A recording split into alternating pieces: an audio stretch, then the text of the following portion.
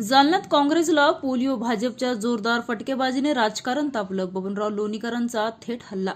काँग्रेस लुळीपांगळी, जालन्याचा विकास फक्त भाजपच करणार, लोणीकरांचा घणाघात.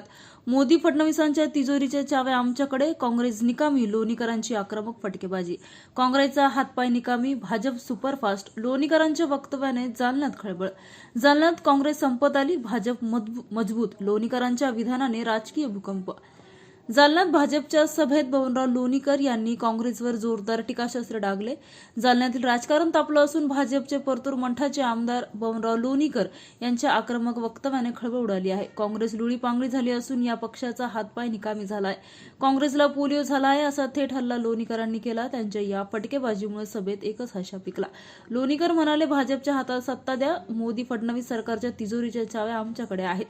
जालन्याच्या विकासासाठी आवश्यक तो निधी आम्ही आणू. विकासाच्या मुद्द्यावरून त्यांनी काँग्रेसवर जोरदार टीका करत भाजपच जालन्याचा विकास करू शकतो असा ठाम दावा केला. माजी आमदार कैलास गोरंट्याल भाजपात दाखल झाल्यानंतर जालन्यातील अनेक पदाधिकारी व कार्यकर्ते भाजपात आले असून त्यामुळे भाजप अधिक मजबूत झाल्याने लोणीकरांनी नमूद केले. याउलट काँग्रेस संपत चालली असून पक्ष कमकुवत झाल्याचा वार त्यांनी केला. लोणीकरांच्या या आक्रमक भाषणाने जालन्यात राजकीय भूकंप निर्माण झाला असून भाजप काँग्रेसमधील आरोप प्रत्यारोप अधिक तीव्र होण्याची चिन्ह दिसत आहेत. आणि काँग्रेस ठेवलीच कुठं कैलास सारी काँग्रेस झाडून पुसून आणली.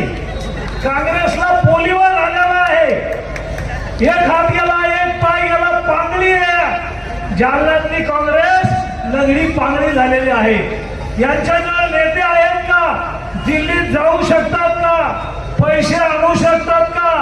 नगरसेवकांची सगळ्यांची चाबी रावसाहेबजी दानवेकडं, कैलासजी गोरंट्यालकडं, बबनराव लोणीकरकडं.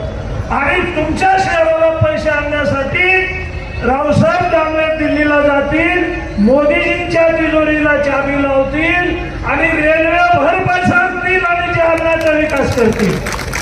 जालन्याचा विकास करतील. माननीय देवाभाऊंचं जे सरकार आहे, देवेंद्र फडणवीसांचं, या सरकारच्या तिजोरीला चाबी कोणाची लागेल? मुख्यमंत्री कोणा पक्षाचे? भारतीय जनता पक्षाचे. पालकमंत्री कोणा पक्षाचे?